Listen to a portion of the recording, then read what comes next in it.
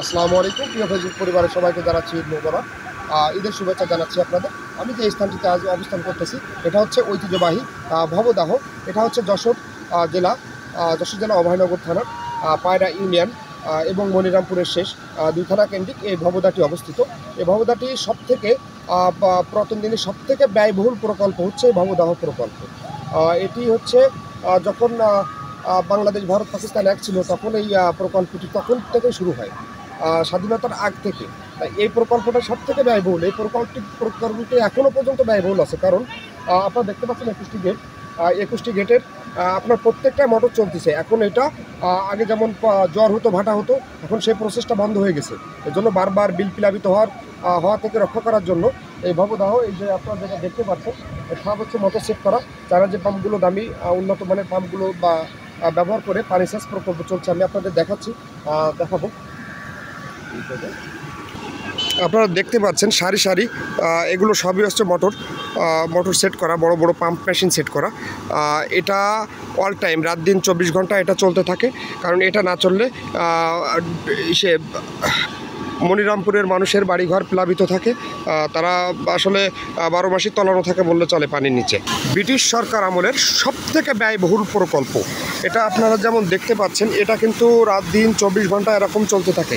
ওই পাশের পানিটা এপাশে পাস করে। আর এখানে কিন্তু সুইমিং পুলের মতো একটা অবস্থান হয়েছে, কারণ দেখেন প্রচুর মানুষ কিন্তু গোসল করতেছে, অনেক আনন্দ করতেছে। আমার নিজেরই আসলে গোসল করতে ইচ্ছা হচ্ছে। আমি অন্য কারো কথা কি বলবো।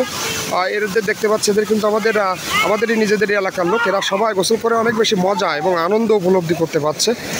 আসলে নিজেরও কিন্তু আসলে গোসল করতে ইচ্ছা হচ্ছে। এদের দেখে নিজেরও মনে সে ছোটোবেলার মতো সাড়া দিচ্ছে। মনে হয় আমি নিজেও গোসল করি। সবাই ভালো থাকবেন, সুস্থ থাকবেন, ভবদাহের জন্য দোয়া করবেন। এর পাশে আরও অনেক সুন্দর একটি স্থান রয়েছে সামনে, যে ভবদাহ মহাবিদ্যালয়, সেটিও দেখার মতো, কারণ বিরাট এরিয়া নিয়ে ভবদাহ মহাবিদ্যালয়টি অবস্থিত। সেখানে আপনার বসার পার্কের মতো বেশ বসার বেশ একটা পর্যাপ্ত একটা স্থান রয়েছে। তা দোয়া করবেন সবাই ভবদাহ এই পানিটা যাতে সেচ প্রকল্পে যাতে যে মাধ্যমেই হোক মানুষ যাতে ধান করতে পারে, কৃষক যাতে তার ন্যায্য মূল্যটা পায় সব স্থান থেকে।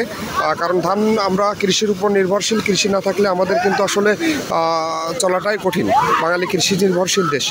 সেহেতু দোয়া করবেন এই পানি উত্তোলনের মাধ্যমে যাতে আপনার সব দিকেই ভালো হয়। আর এই ভবদাহ নিয়ে দুর্নীতিরও কিন্তু শেষ নেই। বিগত দিনে ফ্যাসিস্টরা যারা দায়িত্বে ছিল তারা কিন্তু খুবই বেশি দুর্নীতিগ্রস্ত ছিল, কারণ এখান থেকে কোটি কোটি টাকার ব্যয়। কারণ এখান থেকে সাব যে ট্রান্সমিটার, এখানে নিজস্বভাবে এপাশে দেখতে পাচ্ছেন, এপাশে আপনার নিজস্বভাবে ট্রান্সমিটার বসিয়ে নেওয়া হয়েছে।